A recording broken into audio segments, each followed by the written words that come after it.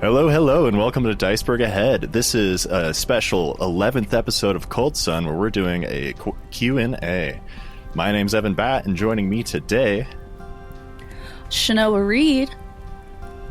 Hunter Olson. And Robert Cambias. It's Robert Cambias! Robert Cambias! Yeah. It's so unexpected. Like we weren't saying it every single episode. Every single episode. What a surprise! What? But really, it's a pleasure to be here. Thank you so much for having me. Yeah, thanks I was for coming. so excited. I just love having these conversations with like other people in the TTRPG space, so I'm very excited. Shanoa, do you want to jump off with questions, or do you want me to? I can start off with questions. Like we can go to Robert here. Just kind of explain COLDSUN a little bit. You know, give us your 2-sentence pitch. Delve into the world of COLDSUN for us. Absolutely. So, the pitch for COLDSUN has always been roughly the same, which is, what if there was a role-playing game in which the equivalent of like a +3 sword of a very powerful magic item is an iron sword? Kind of taking that idea of very like simplistic technology and how that advancement like affects gameplay and stuff. That didn't make any sense. No. I got it. No, that made perfect sense. All right. Yeah, it's very much a survival role-playing game. It's one that's oriented towards living in the wilderness, mostly isolated from large centers of civilization, and kind of it can be used for domain play. You can like build out your own fiefdom, or it can be used, as you guys did wonderfully, for kind of travel, moving between one point to get to another, with the eventual goal being safety and shelter in a community. But it's very much a game that's set outside of civilization. It's in the wilderness, it's in frontiers, it's in places where the world is very hostile to your presence. I'd like to ask as well, in your mind, when you were making the book, was there ever a distinct sort of setting or time period or vibe? We did sort of like a more primitive kind of era, but it could just as easily be, you know, medieval with very limited access to these resources, not so much that they just don't exist yet, you know. When you were making the game, was there ever a setting or something in mind, or perhaps one that is your favorite to run? That's a really great question, because it changed over the course of development. Originally, it was going to be this very hardcore Neolithic, like humans only. There's no real magic. There's no real like anything. It's just you're playing cavemen. But I got really into. I mean, I'm a big fan of archaeology and prehistoric archaeology, especially, and it's one of my academic focuses even. And basically, as the game developed, I started orienting myself more towards this Bronze Age Neolithic aesthetic, but also realized that it could fit with, for example, a post-apocalypse game. My usual con game, the game I run like at Arisia or Boscone, is a one-shot that's set in a post-apocalypse, very Nausicaa-esque, very much like Studio Ghibli. Gotcha. Super cool. Beautiful. But there's also, as I developed it, I did also develop a setting alongside it. The setting book, I'll tease here, the setting book which I'm planning to publish in the upcoming year. The Land of Yaka, which is one of the settings that I allude to, I think, in the introduction to the core rulebook. Yeah, which is non-human. It is the opposite of what I kind of started with, which was this idea of like, oh, we'll do very like, you know, low fantasy, like humans, not even fantasy necessarily, just like kind of historical fiction. But this setting which I've developed alongside COLDSUN, and now have kind of it's very interlinked with the mechanics, is very Neolithic, very Bronze Age. It's set on a planet much like our own, in a land in the southern polar hemisphere called Yaka. You may have clued that in. And it's settled by a whole bunch of non-human, I think the best word for them is kind of like orcish or goblinish, if you're going from kind of standard fantasy template. But they're marsupial people. It's a whole thing. And from that, kind of developed a lot more of the rules and vibe of the game because as I was building this setting alongside it. Hell yeah. Yeah, That's super cool. I remember reading the introduction when I first got this and reading about the goblinoid, and I was like, oh, fuck yeah. I want to go to the marsupial goblin planet. Yeah. It's a great place. So yeah, that's going to be upcoming on my itch at some point in the next year. Hell yeah. It's going to be the setting book, The Land of Yaka. It is going to be a starting level adventure, a full adventure called The Smiling Pass. Your goal is to get from one side to the other. And then I'm also working on a small little booklet of spells that will be available for free with that launch. Good. Hell yeah. Cool. I should say workings. I keep forgetting my own language. Yeah, I keep saying like Workings. spells when I mean workings, because it's mostly rituals and then a handful of actual spells. I'm excited to see what a pre-written adventure for this setting looks like for this system. It's been hard, Yeah, and for sure. I'm looking forward to it. Hell yeah. I'm also very excited to see more spells, because that's something that Garrett and I struggled with a lot, was just like trying to figure out how to make a spell that was leveled correctly based off of the like 4 examples that are in the book. Would you be interested in kind of, if I included in that booklet a little like how to make a spell Yeah, and how to make a working little like I would love template that. format? Absolutely. Yes, that would be so dope. I love I'm going to add templates. that to my to-do list now. Because like from the sounds of magic, there are certain parts of it that are meant to be volatile, kind of unbalanced, like you're risking a lot by just engaging with it in general. But having a sort of guideline for it, like here's at least the basis for how magic tends to turn out, would be great for GMs to sort of springboard off of. Yeah, I Yeah, noticed and- you fell. Oh, go on, Shanna. Oh no, I was just gonna say that when Ev introduced us into this world, it was really clear that like magic has severe consequences. Yeah, you can do it, but warning you. The spirits won't be happy.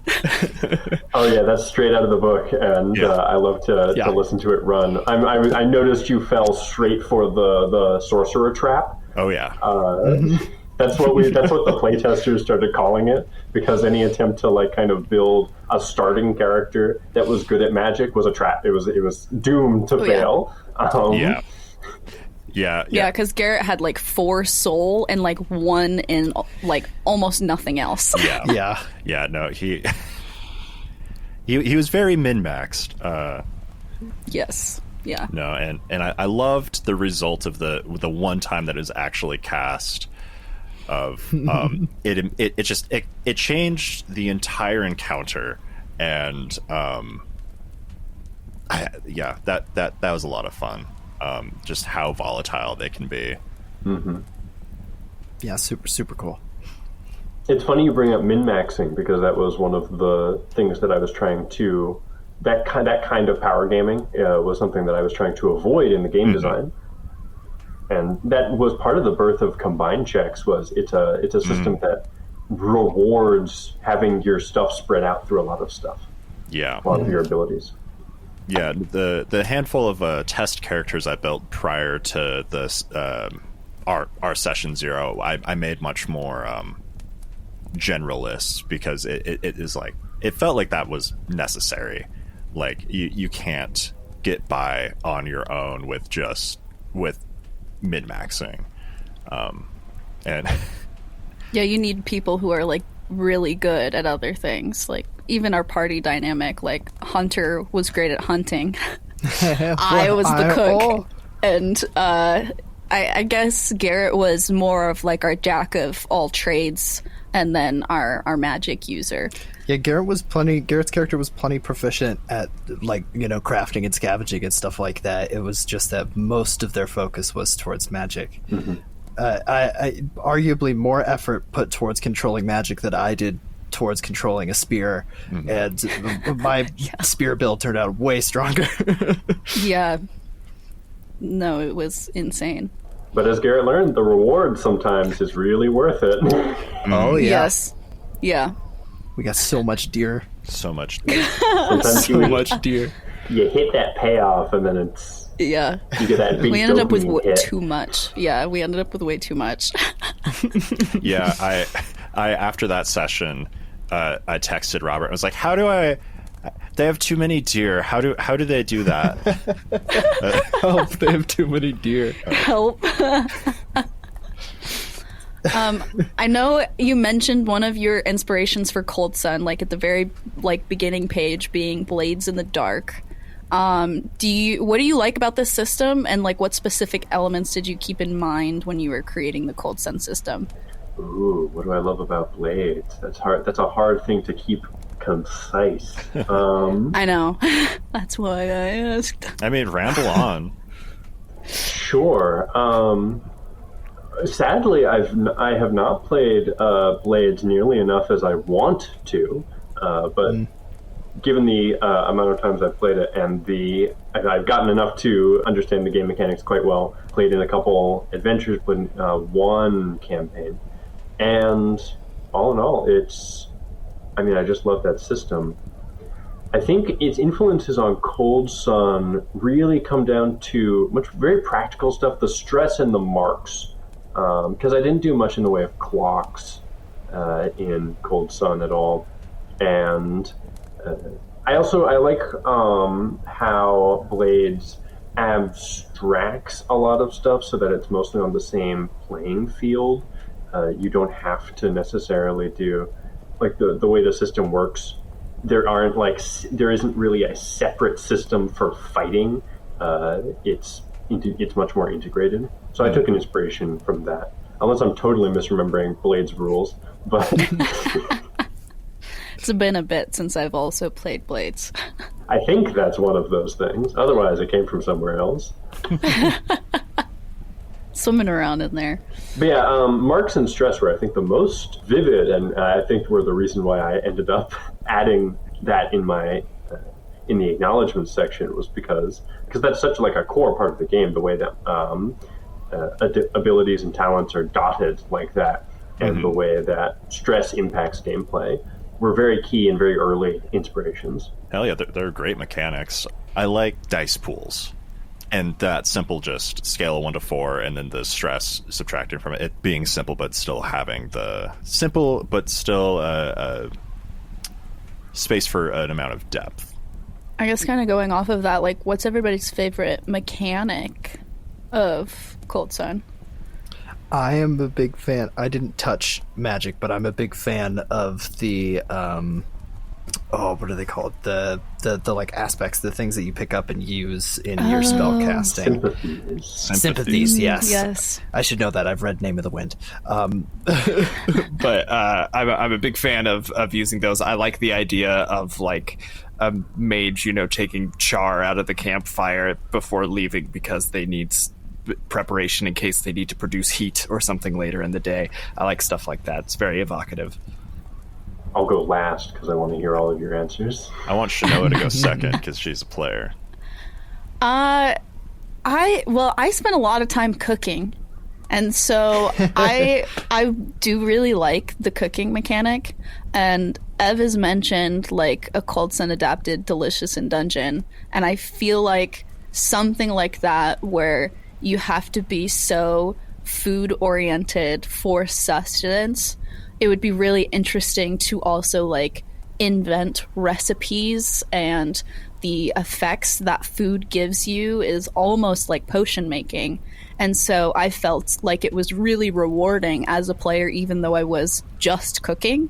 I was able to provide in some way that was much more beneficial than just finding some food and eating it straight up. Mm-hmm. So I did really appreciate that aspect of survival that COLDSUN provides. It's a funny story that you mentioned Delicious in Dungeon, because that show came out while I was working on the game, and my partner and I would we were in different parts of the world at the time, so we would stream it and watch it while I was writing the game, and they were doing their own work. and it was very fun. Hell yeah. Yeah, it's one of my favorite shows. Fantastic I just show. immediately fell in love with it. Yeah, which is why I plan on for the next campaign trying to sort of adapt COLDSUN more towards that and bringing in like a little bit of Monster Hunter, bringing in the specific things that you fight and kill are useful for different purposes. And yeah, that's a concept that I love. as far as mechanics, honestly, I really like the death save, the scale of what it does, because rather than like D&D where it's just success or failure 3 times, Or like you have health. Like we don't really have health. We have vigor and stress, and then our abilities. I do love how vigor, so that's your action economy tied in with your health, which shows your body's constitution, its stamina, all tied.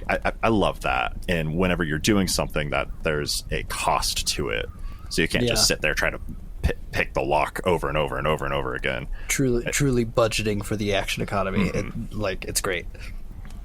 Yeah. I really like this system. I'm glad, and it really is flattering. Yeah, that's why I sent it to you, because I was like, oh yeah, Ev would fuck with this. It really is terribly flattering. Oh yeah. What's your favorite mechanic? It has to be the environment. Yeah. By far my Yeah. favorite mechanic. The environment being its own character and acting as a character ended up being the simplest way to achieve my designer goal, which was to bring the environment into the world and into the game itself and into gameplay. Because one thing that I've always been frustrated by as a game master is whenever I'm running something and I want the environment to matter, it matters for those first 5 minutes after I've introduced it, and then it stops mattering because everybody kind of forgets about it or just kind of goes past it. And something that, funnily enough, my dad always talked about was, imagine how hard it is to have a sword fight in a briar patch. Like there's so many levels of complication that a simple environment change can add, which never get modeled in a role-playing game, but I'm really interested in modeling in COLDSUN. And the environment being its own character ended up being the simplest and most effective way to do that. And it also, unintentionally, and I'm very pleased with this, I never intended it for it to happen, in terms of gameplay, the environment being its own character has really added to kind of the mystique, because the environment being a conscious actor adds a lot to kind of the feeling of the game. And I think that's like one of the things that's now core to COLDSUN is the idea that the environment is alive, is thinking about stuff, and hates you. Yeah, that's exactly what I was going to say. Is the environment is a person, it has a personality, and it fucking hates you. The spirits, they will let you know through the environment if you're doing something wrong. Yeah, no, that was something that, when I first read the system, I was like, that's super cool, and then I had a hard time adapting to that and being like, because there are plenty of points where I was like, oh, no, I don't know. It feels kind of mean to have the environment doing this or that or whatnot. And then I was like, no, that's what this is supposed to be. And then I froze Strum several times in the river. Something I really want to do at some point is run a game of COLDSUN, like a full adventure or a full campaign, where the environment isn't in the game master's control. It's an additional player. Just running the environment, kind of a co-GMing kind of thing. That'd be fun. I think separating the game master from the environment means the environment can be more vindictive. Yeah, That reminds me of Beneath the Autumn Strangely, the game that we just played recently that Shinoa ran, where we all ran. It's in we the all rules. ran, exactly. We all take a much larger role in the storytelling and are able to make changes in the narrative. Yeah, that's an interesting system too, because we don't roll. Yeah, there's no dice.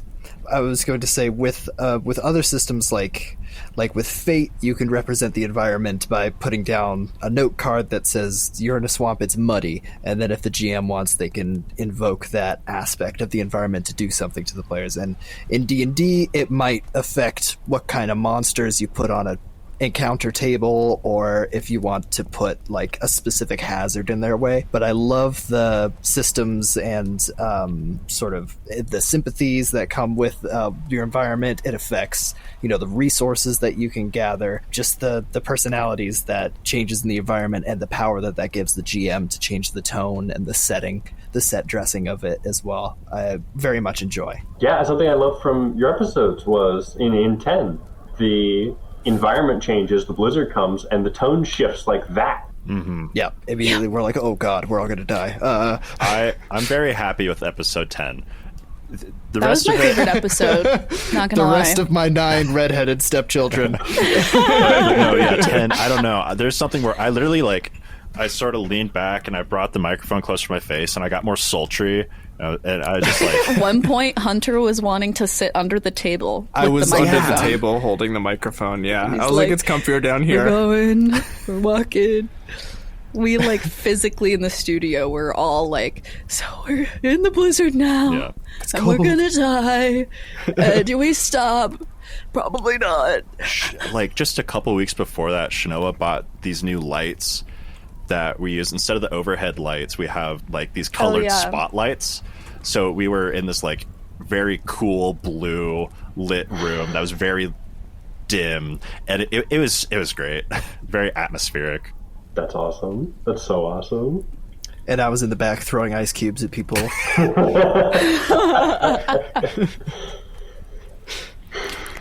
What were some of your other favorite moments listening to us play Cold Sun? And was there some things that we did wrong, or maybe differently than you expected?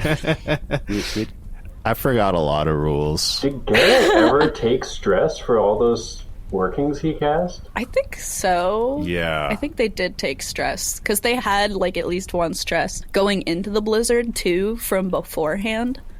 There is also a lot of conversation that happens when Garrett goes to cast a spell that it might have gotten lost in the editing sometimes when G would have taken stress. Yeah. Every time Garrett cast a spell, there was 10 to 20 minutes that I just straight cut from the episode.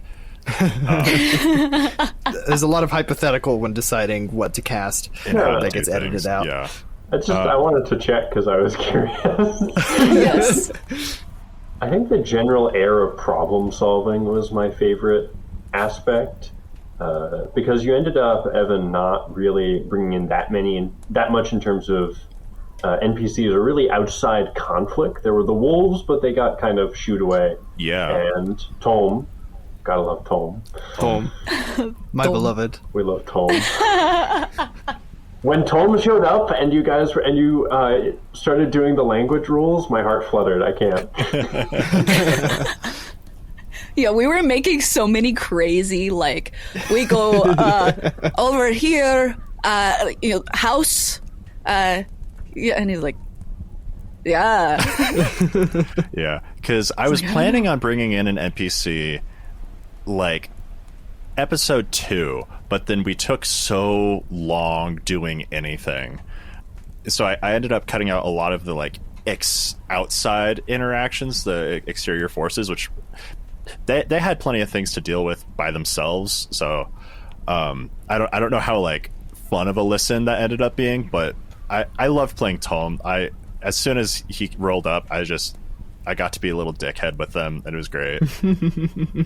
Tom also provided some intrigue when it came to the spirits, because there were a few moments, especially when Strum decided to enter Tom's dreams.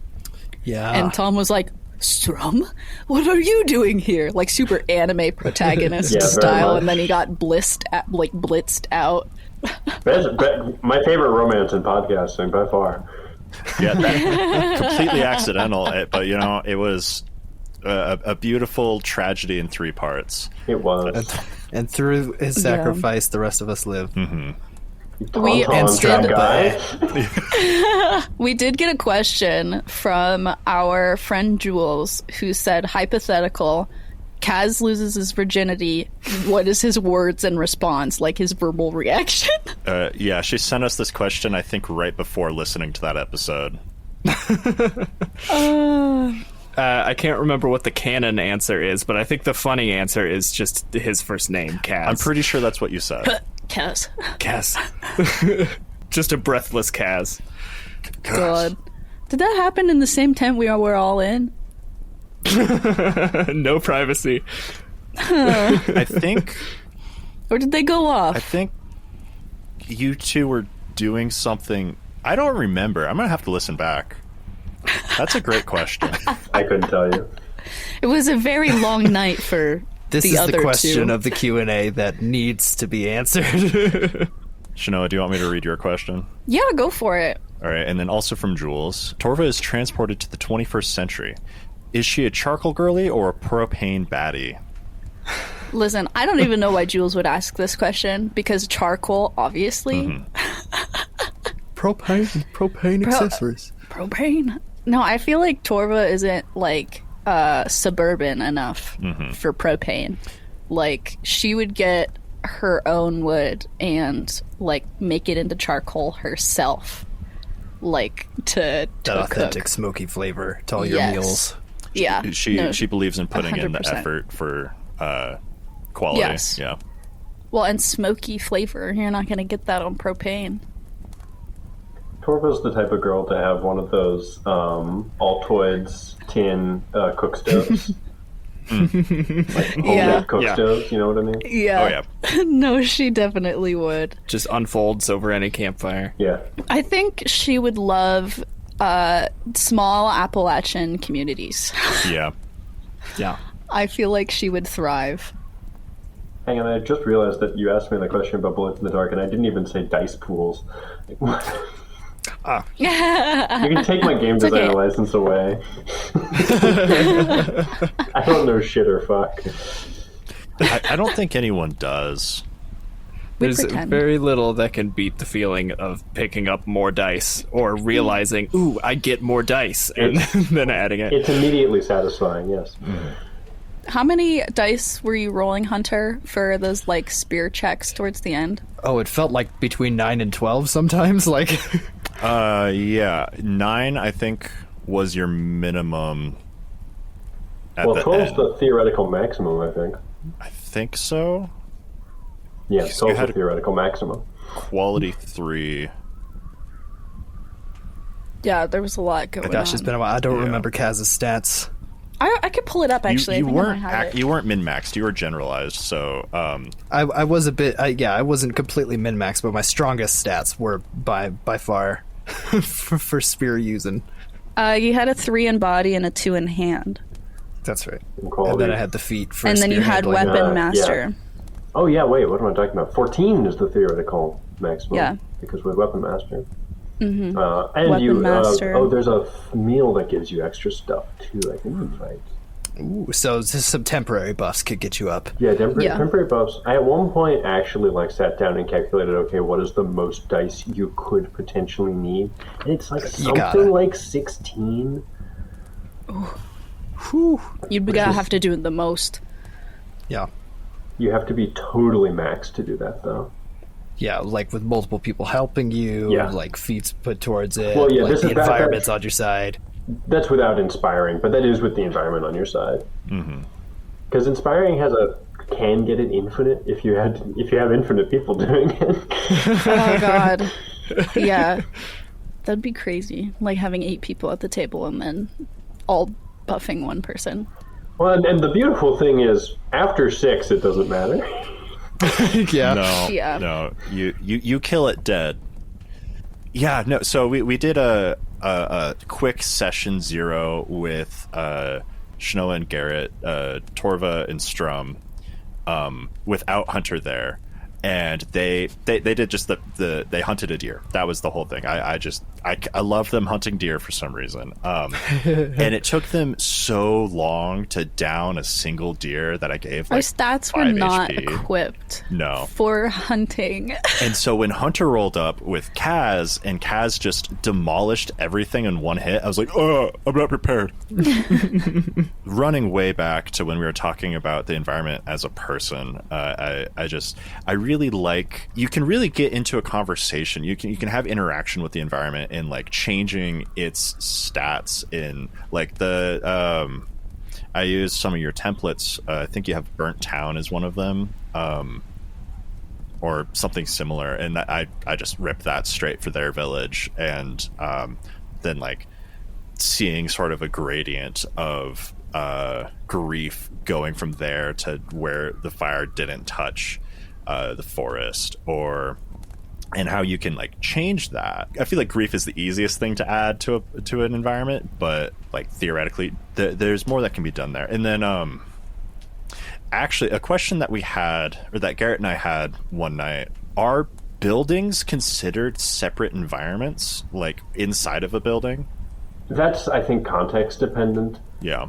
In my own games, because I don't specify it, which means, and take this home with you, listener, you can do it however you want. I'm not about to get on Blue Sky and tell you how to run your own games.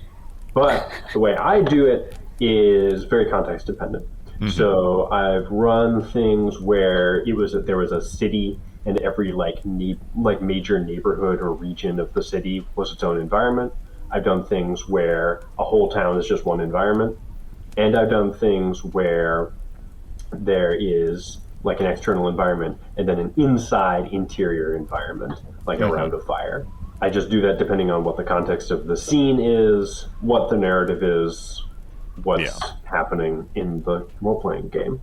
Yeah. I think that's about where I landed too. I think the reason why Garrett asked that question was talking about using the environment as like damage reduction effectively, or just like because we were scaling from our lean-to tent that's half of a canoe, or half built out of canoe, to like a building, like where if the wind is blowing, how much damage does that do? And I was like, I think the inside would be a different environment in that situation, where like, unless it's a shit shack, you're fine. You're safe from the wind. Yeah, I've run a very similar situation where there was a raging storm outside. So if they went outside, there would be a raging storm out there, and that environment was very angry. But then the interior was very warm and very very welcoming, until it caught fire and they all died. But that's just how it goes in COLDSUN. When the cold fire burns you dead. That was a fun session. Sounds like it. I can see how these mechanics lend to, the very circumstantial, being around a campfire will protect you from the cold, being in your tent might protect you from the rain, but neither of those might protect you from other aspects of, being outside, whereas a building is definitely, it's more insulated, literally. Exactly. From other environments. Yeah. What stops the grizzly bear? Man. Second larger grizzly bear. The bear. Let them fight. COLDSUN focuses on like mundane motions of survival, need to rest, food, crafting, keeping track of vigor. What are some good tips for new players to create like intrigue within like these mundane or seemingly mundane motions of survival? Ooh, that's a great question. Evan, do you have ideas? So I, not intentionally as prep for COLDSUN, but right before I started running it, listened to someone talking about this short story that I think's really short, and I should just read it, about a guy trying to light a fire in the winter, and just everything goes wrong. So his fingers are like frozen. He's having a hard time getting his gloves off, and then and so he's spending all this time like pulling out a lighter and trying to flick it and gathering enough dry wood together, and it's just like these descriptions of the struggle to just light this fire, and then he finally gets it, and it heats up the air above him, which jostles snow off of a tree limb above him, and it lands on the fire and puts it out.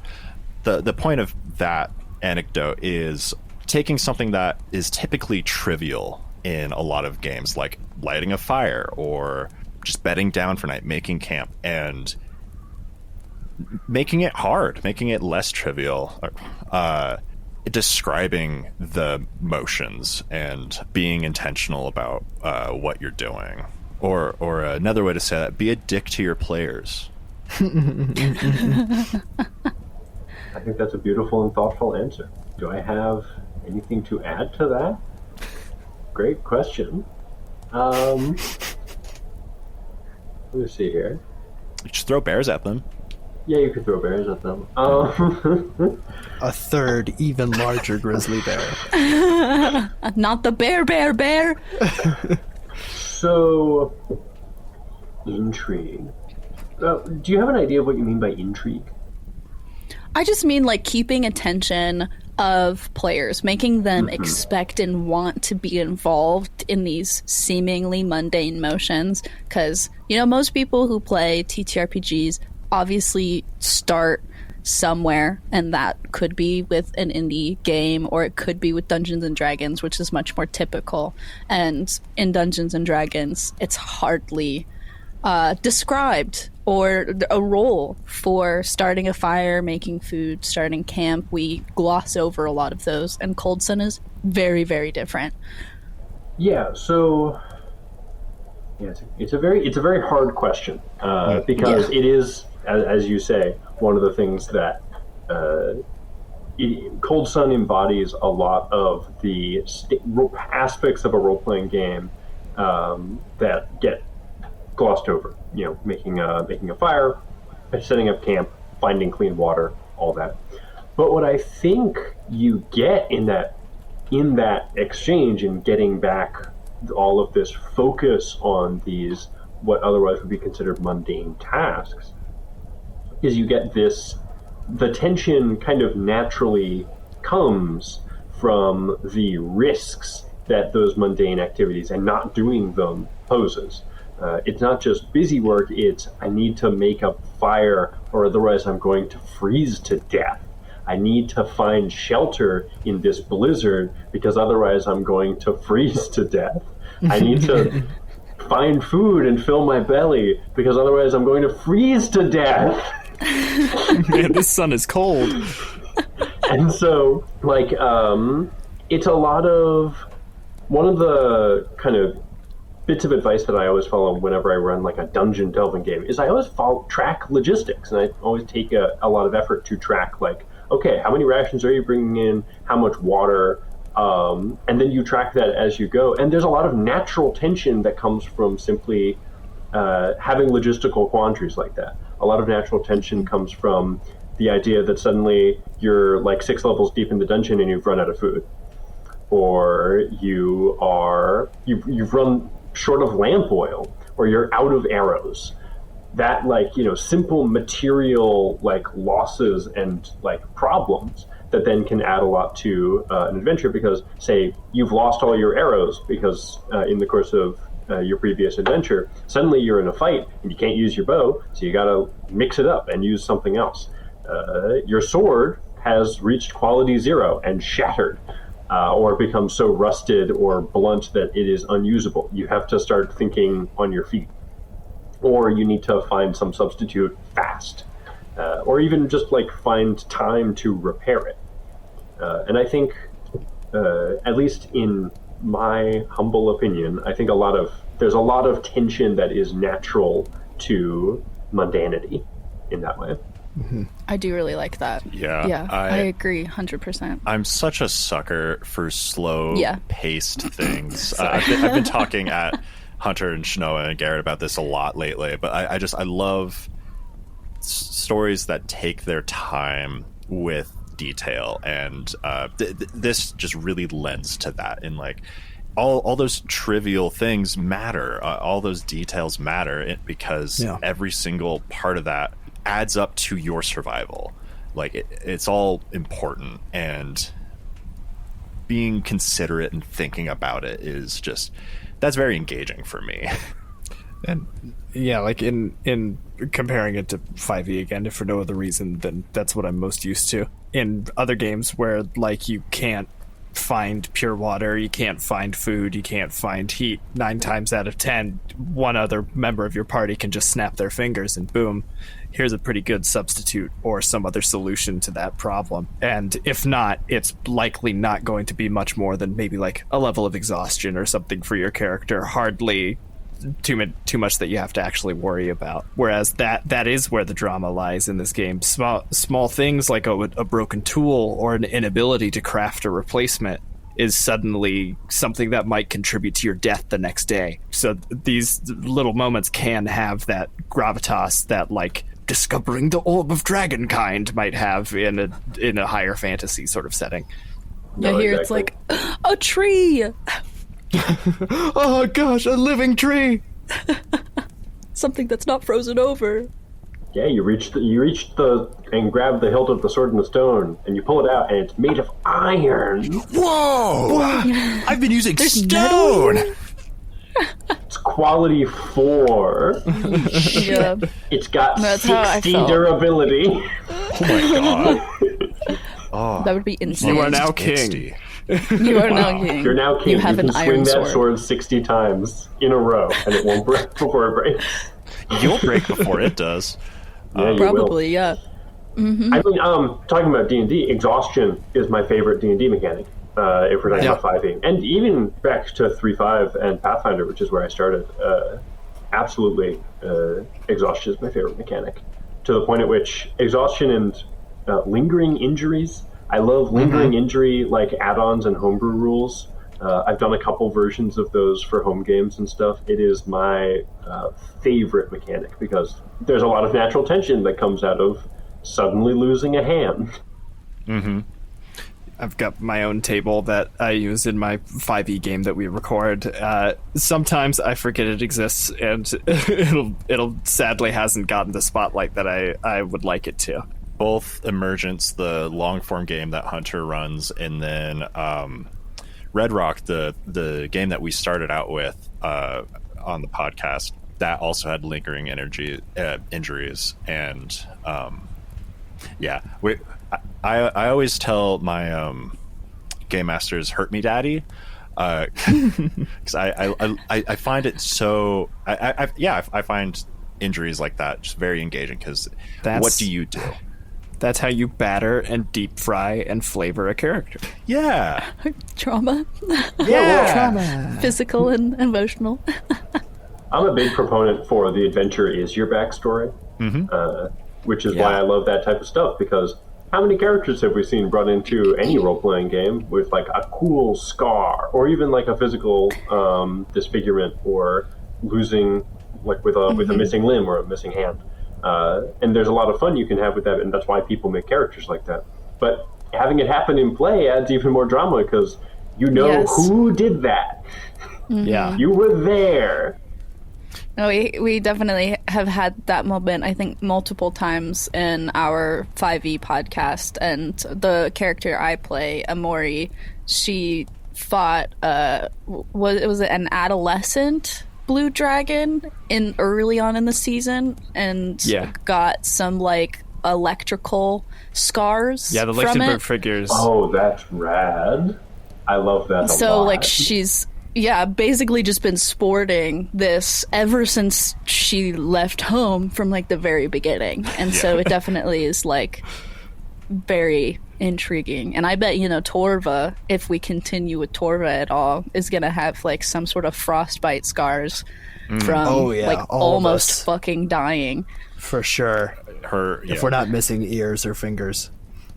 Yeah, in Emergence, the 5e game that Shano was just talking about, every time my character takes his shirt off, which is frequently, I describe it. Yeah, he's got this like shark bite sort of scars from the dragon, same dragon actually, that bit him, and he's got these like big scars down his back, and that shit's great. Yeah. At the end of the long-running 5th edition game that I ran for many years, I think everyone always used the phrase that their skin is like mostly scar tissue at this point. Like most of the PCs in that campaign were fucked up. Yeah. That's yeah. how it feels now. You add up all the injuries, it's like a blender. Yeah, ew. Blender, I hardly know her. No, I do really enjoy those, like, little bits. For aspiring TTRPG developers, what are some steps that you start with when creating a system like COLDSUN? For aspiring TTRPG creators, I think my biggest advice is don't be afraid to write an imperfect mechanic. I like that. And I fear that sounds a little twee, but it's very true. COLDSUN went through a lot of revision, and it's the revision process that is, I think, the most effective part of game design. You never write it perfect on the first draft, nor do you write it complete on the first draft. And playtesting is incredibly important. Playtesting, in fact, should be the core of the process. Writing should come second to that, in my opinion, at least. And send it to other people to playtest. Send it to other groups. Hear how they play, and then and have them feedback without you there. Because when you're there, you're always tempted to explain a rule and be like, well, no, actually, you should do it this way. But don't do that. Listen instead to where the misconceptions come up, because that tells you where your language is weird in the actual text. But also listen to if there's a problem and the rules don't necessarily cover it, listen to how people solve it, because it's how people solve it at their table and like the way people intuit the system to create solutions that really shows you kind of the heart of your system, I think. This is a very beautiful process. What are some like big things that changed after your first like round of playtesting? Oh God, everything. I think only the dice pool system and the basic system and the counting successes stayed the same. Everything else saw at least a minor change. Oh, and the ability names. All the ability names, I wrote them down once, and that was it. So you can call that the flash of genius. Everything else was hard work. Beautiful. I love the abilities being broken up into body parts. It leads to a lot of conversations where we're like, it's like, I don't know, I feel like stomach makes more sense than body here, and like, or foot versus hand, and I like your descriptions of all of them too. The goal was to be intuitive. And the goal was to get away, because, I have abilities in the upper left-hand corner of the character sheet. I wanted to make it distinct from kind of the standard 6, which you see all over the place, and often they're renamed to other stuff, and sometimes they mix it up. It's hardly it's a trope for a reason, or it's a standard issue for a reason. What's a good word here? It's typical. That's typical baseline. It's typical for a region. For a region. It's typical for a reason. You can use that soundbite. Oh yeah, I'm taking all these sound bites. We have so many bloopers that I need to edit and post. But I wanted to differentiate it, and I wanted to make it much more. And the solution I landed on was to make it much more visceral, and to link it more to you can just look at your own physical body as you as a human being exist, and go, oh, like, how would I do this thing I want to do in the role-playing game? Well, you pick it up. And I hope, I doubt this is successful, but I really hope that this curbs a certain amount of, but can I use acrobatics instead of athletics? I think actually it might create more, which is fine, and all things considered. I'm not mad about it. I think it might create more of like, well, can I use foot instead of hand, or stomach instead of body? But if I use my feet for it, can I use my feet instead of my hands? I really enjoyed the feeling of how visceral the system was, and how like very direct the line of reasoning for what a what a test was. Made it. I'm just going to commit to my mistake of using check, even though in the book it says test. Whatever. Yeah, there were so many places where I was using the D&D term and not the COLDSUN term, and it's like, God damn it. They've actually changed back to tests. Oh, really? in the new rules. Yeah. D20 test covers all Roll my D20 eyes. rolls. All right, now it's a check. Okay. Rotting. You have to give the indie people something. Yeah. They can't take both. Next, they're going to come for storyteller. Ev, You got it. The spirits. I'm spirits. real happy with that. I do like calling the game master for COLDSUN the spirits. I think Yeah. it worked in our game specifically. I don't know how setting agnostic I think it that can is. be flavor specific of what kind of game you're going for. But I do like being like, spirits, tell me this. For the audience at home who haven't read the book, that's not in the book. It's not in the Game book. Master. No, in the we book. just started doing it. Yeah. No, I'm not think- that crazy. The spirits. And the equivalent to Game Master or MC will be spirits. When those spirits tell you, The spirits ask you to No. make a roll. yeah, no, that is my invention that I came up with I do love it. while I think it's fun. exhausted by something, and yeah. That and the wind Yeah. blows. I loved that. Every time I heard the And wind the wind blows, I knew it was blows. about to Wind get blows. real. Oh my god, yeah. Episodes 8 and 9, I said cold too much, and then episode 10, I said it like 3 times, but instead I said the wind blows. You persevere, you persist, just over and over and over. It's and like over the again. title card before the roll. Yeah. And the wind, wind blows, and then blows. we move to the next piece. Ev, what was the hardest learning curve for running COLDSUN? I would say production and picking up a new system wise. So, I don't have a whole lot of GM experience in general. The last time I ran a game, I guess it was only about 6 months prior to COLDSUN, but that was very briefly. Yeah, learning a new system. It is a very easy, or it's a light system. It's which made it a lot easier to learn. A lot of the mechanics play into each other, and so that wasn't too bad. Production side, my computer hates Audacity for some reason. That I wouldn't call that a learning curve. It was more just me slamming my head into the wall every single week trying to edit the episode. The biggest hurdle was just getting over my anxiety and running the goddamn game. Because at the beginning of every session, I would zone out and stare ahead, just trying to do the intro. And then about 10 minutes in, I was relaxed and I was in it and doing more. But now I'm going to actually answer your question. Biggest learning curve was learning how to describe an environment and the things in it. I never learned this, but I will before the next game. I was like, I don't know, it's a forest. There's trees. There's some snow. And the wind blows. The wind blows. What was the biggest rule learning curve for you? I'm Rules. curious. Oh boy, remembering to tell people to take stress for everything. Okay, so I was fucking using the quality of tools that I just straight up missed for a really long time. The biggest actual rule learning curve was gathering resources. You have some very nice tables that I kept telling myself I was going to write down or make a GM screen, and then I didn't until episode 9.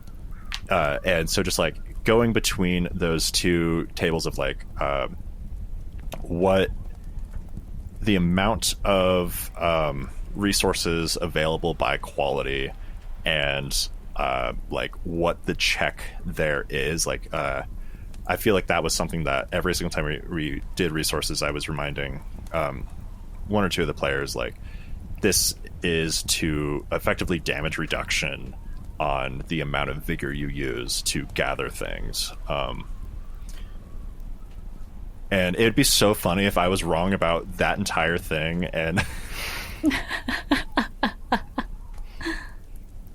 yeah, It seemed to work, at least. I would have to listen back.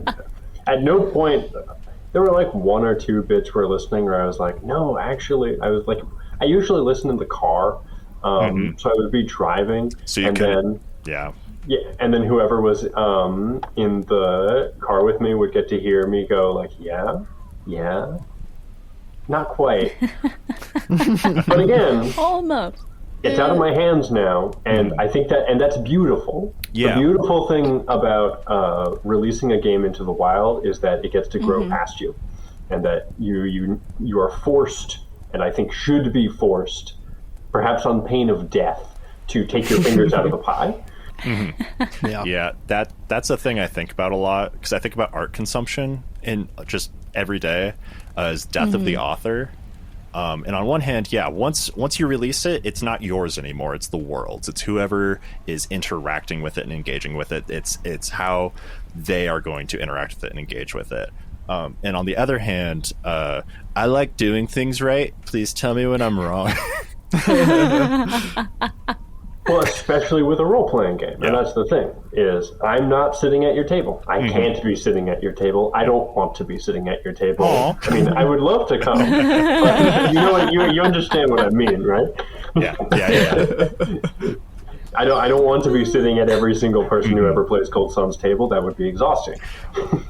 Yeah, and physically impossible.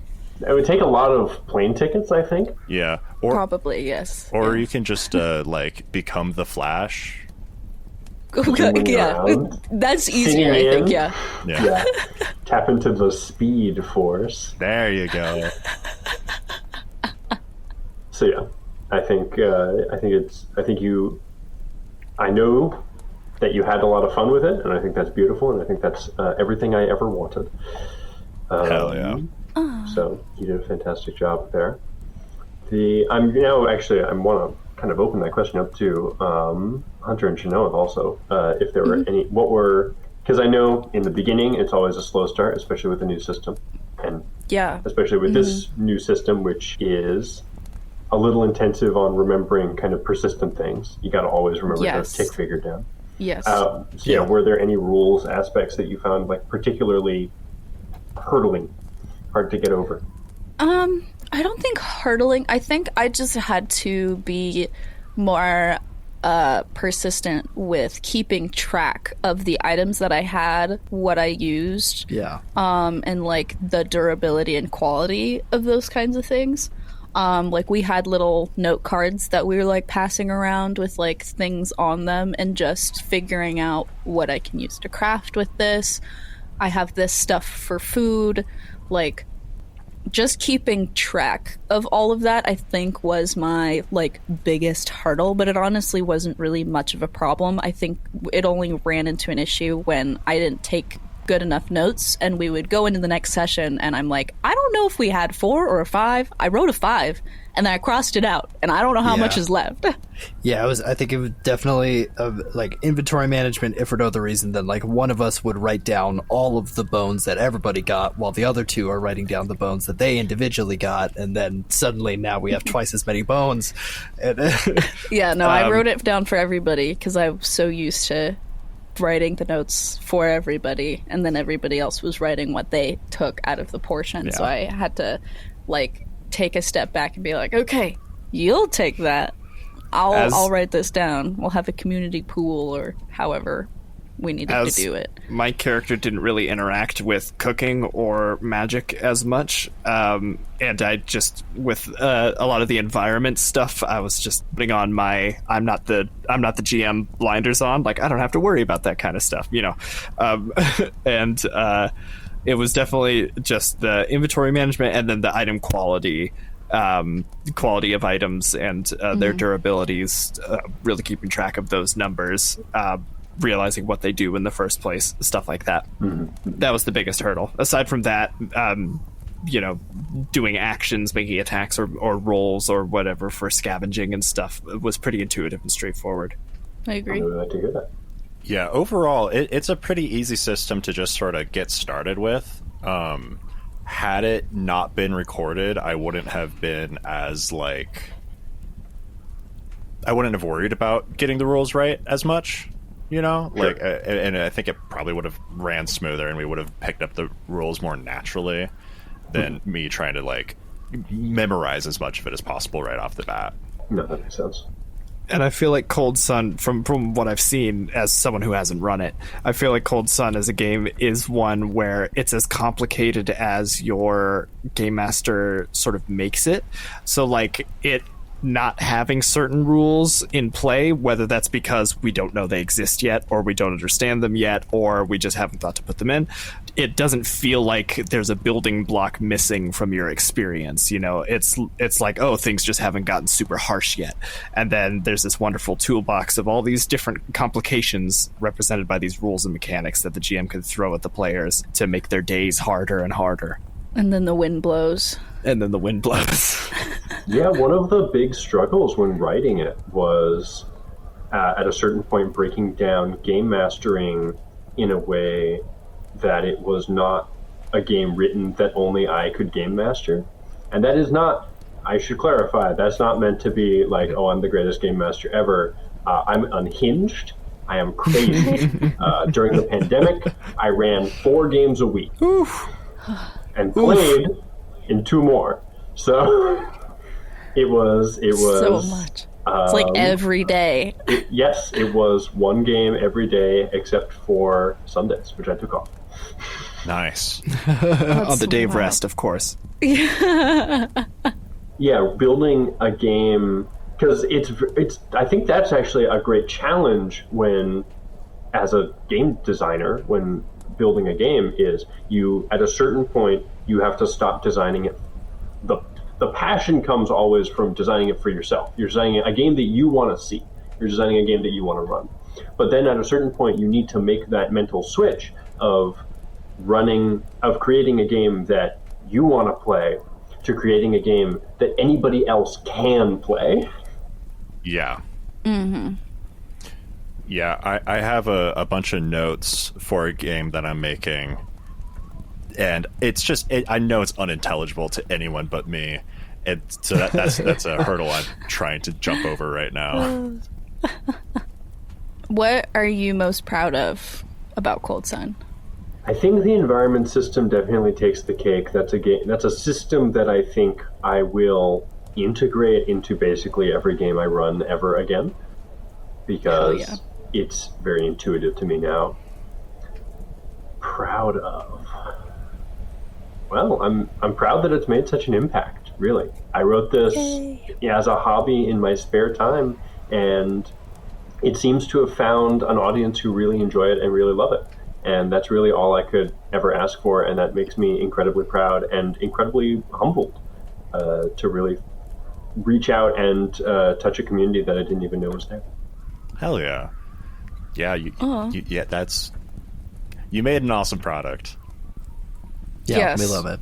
It's very, very well done. I'm so glad. And the art, too. Oh, yeah. The artist that you worked with. A beautiful, beautiful art. Did not work with, I should say. Kim Diaz Holm, denungerholm.com, simply releases all of his art for free. Gotcha. Oh, wow. Whoa. Those beautiful ink monsters and ink pieces that you saw in the core rulebook, all of them are available for free on his website. And you can use them too. They're CC BY. They're licensed under Creative Commons. That's super cool. He did get a free copy, I will say. I did tell him that I used his art. Well, that's all the questions that I have. If anybody else had any questions, or if Robert even had questions for us. Ooh, do I have questions for you? I had one a minute ago. I remember it. Garrett very broadly wanted to ask why magic. Why did I do that? Why magic? I think he was mostly going after like the difficulty of it, which like of casting the consequences. Yeah, I guess if you want to get into sort of we talked about it a little bit at the beginning, but just why is magic so scary? That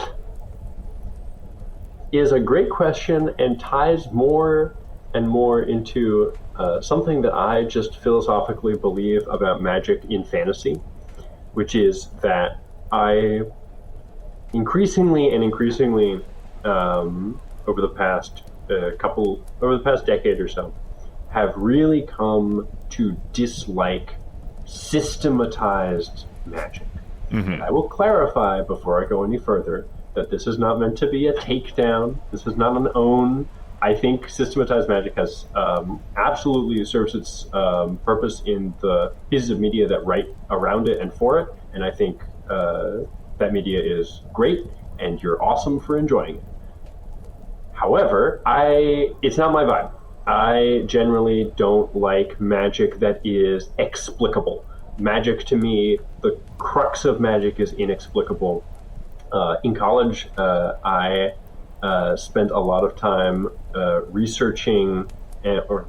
taking classes on and engaging with Aristotelian thought and like Platonic magic, as well as like Kabbalah. There is a fundamental inexplicability to real life systems of magic, and the more I learned about real life systems of magic and real life systems of like mysticism and spiritualism, the more and more kind of fantasy magic tropes looked just really off to me, and I just can't get that out of my head. So it's really my own fault, and it's just kind of a way that my brain works. But what I love is magic that is inexplicable. I love magic that is, in a lot of ways, conscious and active. I like magic that doesn't work the same way every time, because I'll just go on a little tangent here. If you go into real alchemical journals, like the attempts to create an alchemist's tree or the philosopher's tree, which was kind of the believed philosophically to be the step before an actual philosopher's stone. If you could create this tree, and it's an actual chemical process that you can do, which creates this very interesting metal. You grow metals effectively, and it's a real thing that actually works. But if you actually look at these alchemical journals about it, a lot of them are always methods were known, and what these alchemists would do is they'd sit down and try these methods, and they'd try these methods, and they'd fail. But failure, even when they followed the method to the letter, every single bit, and still failed, their takeaway was always that there was maybe something wrong with them. That it wasn't it wasn't that the alchemist tree didn't exist. It's just that there was maybe something wrong with the process, maybe something wrong spiritually with them, or maybe just this time it didn't work. That you could try this process like 600,000-700,000 times, and maybe one time it would work, and that wasn't like incongruous with their the framework they were working in. And this was to them scientific method, and alchemy became the basis for a lot of modern scientific thought, especially coming out of Islam. And that kind of that mental that outlook on magic that comes from this very real magical tradition and other real magical traditions is something I'm very interested in exploring. And I'm not satisfied by that in a lot of spell slot systems, or really any system in which magic is consistent and works all the time. So what I wanted to get at with the magic system was a system in which magic was very hard. It was trucking with stuff beyond your ken, beyond your comprehension, and you're not the master of the world, at least not yet. You're human, given the game's setting, given the game's context and mystique. It is not a game setting in which you are, archwizard, master of the universe. You are some guy who's learned a couple of shamanistic tricks, and if you push too hard, the world will push right back and will crush you and won't care.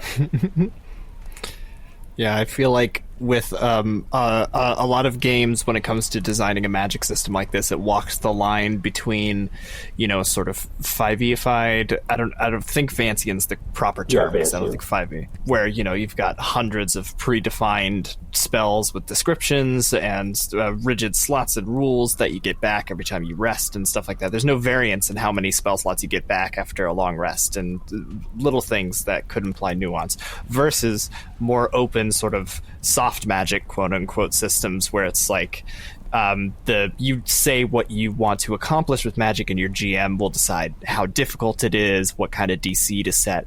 But then you come across the same problem in like novel writing with soft magic systems, where it's, well, what can't it do? What problems can't this solve? Even problems that you as the GM might not want your players to be able to solve with magic right away. And so I like COLDSUN's approach to the restrictions, the things that will help you, but ultimately it's volatile and it might just do what it wants instead of what you want. Yeah, and I hope at least that the implication with workings carries through, that this is most likely ground that's been tread before. And there is a replicatability to it, but it's a replicatability, you're lighting blood in the water, sharks are going to come and get you. You're treading familiar ground, but that's because the rest of the ground is chasm. Mm-hmm. And your little land bridge could give way anytime. You are dealing with thermite. It can and will explode. Funny that you say thermite. Thermite's stable at room temperature. Hell yeah. Yeah, no, Anyway. Yeah, your concepts and philosophy around like alchemy, I feel like comes through in the system, because that's something I've done a light amount of research into, is alchemy, and then like what magic means in real life versus what it means in a fantasy novel. And I think that's something that really drew, every part of the system drew me in, but that really drew me in is like, you are touching something fundamental to the universe that you're not necessarily supposed to be interacting with. And it's like the workings there are a lot of people who have done it before, and they can tell you how they did it, but that doesn't mean that it's going to work. The other thing I wanted to do really was mix ritual in like the anthropological sense with magic, and make it so that rites and practice play into how magic works and perceives within the system. Have you ever played Ars Magica, Evan? I have read part of the book because it's something I was super interested in, and I started looking at it, and I was like, I love Ars Magica. It's very fun. Yeah, and had a certain amount of influence on this magic system. I think a really good book that has nothing to do with TTRPGs, High Magic, which is by Damien Eccles. He discussed his spiritual journey through his life on death row. He's one of the Memphis Three, and he was sentenced at like 18 years old to be on death row, and they recently like let him out of jail because he was falsely convicted. But they have this beautiful book that he wrote about how basically identifying with magic, like within himself and spiritually, got him through prison, and like thinking about his life in like a much higher regard. They had like a cool interview episode on Midnight Gospel, the Netflix TV show.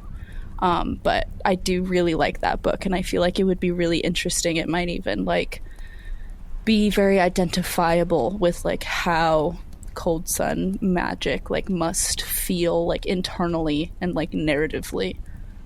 Yeah, Malidoma Patricium, I might be mispronouncing that, of Water and the Spirit, Ritual Magic and Initiation in the Life of an African Shaman, 1994.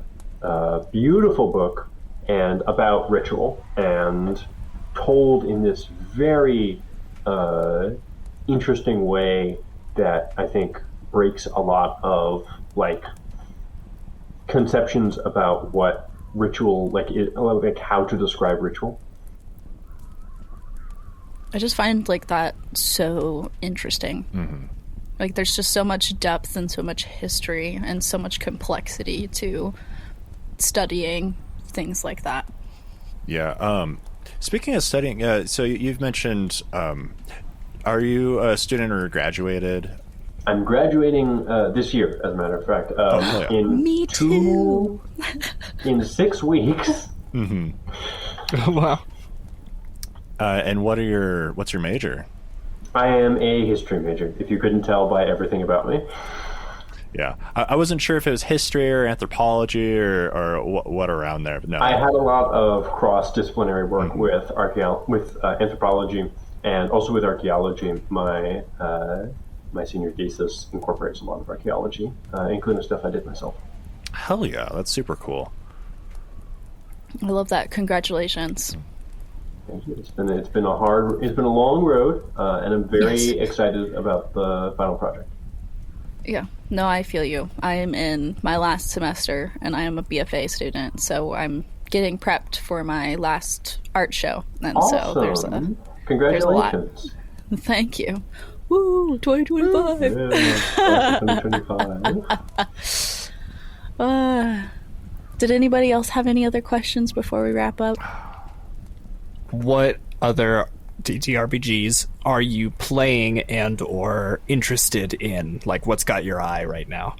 So right now, I am running weekly. I'm running 2 games right now. A weekly game using Space 1889 rules. Frank Chadwick, original Frank Chadwick, Space 1889. Just because I really enjoy that game, along with a bunch of homebrew attached onto it. And in addition to that, I run a bi-monthly, as in twice a month, not every 2 months, game using the Expanse role-playing game system. So that's a hard SF, near-ish future role-playing game. Nice. Very Hell cool. yeah, that's super cool. Heck yeah. In terms of games I have my eyes on, well, okay, I'm going to take this opportunity to promote my wonderful friend Justin Elder. Please do. Who has just released, and by just I mean a handful of months ago, released his own role-playing game, The Life of Iron, which has a lot of shared DNA with COLDSUN because we were writing our games at the same time and tending to them to each other to proofread. Please send a link. We will put it in the show notes. Absolutely. That is up on itch, I believe. In addition to that, other games I have my eyes on, I'm trying to think of indie games, because I want to promote fellow creators. Love artists supporting artists. I've been following Evelyn Moreau on, as she has been writing a number of role-playing games. She has one that I believe is on its way out. Yes. Current project, A Feast for a Sphinx, which is a Morkborg dungeon crawl. But she is also working on a larger game called Orbital Megastructure, which looks pretty rad. It's kind of in lineage with Mothership. Oh, we just played Mothership. We've been diving into Mothership. Yeah, I am salivating over Mothership. Yeah, we just bought very good. one of the bigger expansions that I'm hopefully going to be running soon. It's just like so alien, so Star Trek. I'm like all about it. Well, also, I will promote, going on right now, there is a game bundle up on itch, TTRPGs for Trans Rights Ohio. COLDSUN is a part of that bundle, so you can get the game, and I believe 466 more for only $5. You pay $5 and you get my game and 466 others. And all the money That's is going amazing. to 2 charity organizations in Ohio that are supporting trans rights and trans youth. That's Trans Ohio and the Kaleidoscope Youth Center. So Perfect. We will also have that in below. It's a splendidly cheap way to get my game. It gets my analytics up, So it supports me, but also it is supporting a great cause. And also, you get a whole bunch of other creators in with that, both games that were made for the event itself, for the bundle itself, but also a great number of games that were simply added by various creators just to put up for effectively free in exchange for your donation to charity. We have raised $26,611.50 at time of recording. Amazing. It has been 3 days. Damn. Look at everybody pulled together. And the goal has just been raised to 50,000 after the original goal of 25,000, and now it's been raised to 50,000. So let's get up there. Incredible. Yeah. Let's double it. I have purchased this already and gone through. There's a lot of really interesting and provocative one-page or like pretty short systems in there that are just so different than I what love a lot one-page one-shots. I love them, like one-page games for one-shots. It's just like... good shit, good cause. Go buy it. Please. I'll have to edit this and put it out quickly so that it's still relevant. And that bundle is on sale during the month of April in 2025, so it'll be ending on April 30th. Go get it while it's there. Thank you, Robert, so much for making COLDSUN, for letting us run it for you, and also for coming onto this Q&A and talking with us. So excited to Super exciting. have this conversation, and yes, thank you. Thank you for having me, and thank you for playing, really. Of course. We had so much fun. I'm a nobody. I'm a total unknown, and it was incredibly flattering and humbling to have all of you beautiful people and all your listeners at home engage with and pour out so much love for this game I made. Yay. Yay. You're definitely encouraging me to keep doing it. Yeah. Yes. Yeah. Please do. Tell us where we can find you. We already talked about some new things, but anything that you want to shout out at the end here. Absolutely. If you are interested in following my socials, I am most accessible. You can find me over at blobertcambias.bluesky.social. That's Blobert Cambias at .bluesky.social. If you are interested in my games, COLDSUN is not my only game, nor will it be my only game ever. I have, in fact, a one-page role-playing game called Crimes and Chutzpah that has been up for a while now. I get a good amount of traffic. It's a game about terrible criminals and failing forwards. So you can, if you're interested in my games, you can follow me over on itch.io, robert-cambias.itch.io, and check out the COLDSUN page. Give me a follow, and more stuff will be coming soon. And everybody will know. We'll put it in. We'll share it. Yeah. I promise. Yeah. Check the links below. I love making Shanoa just keep having to throw more and more in there. Put the links below, and I'm like, okay, now I gotta find it. I try to keep the generalized links so that they can navigate. But thank you everybody so much for listening once again. Go listen to COLDSUN, go support Robert, and we will see you next time. Woo! Wahoo! Wahoo! Wahoo!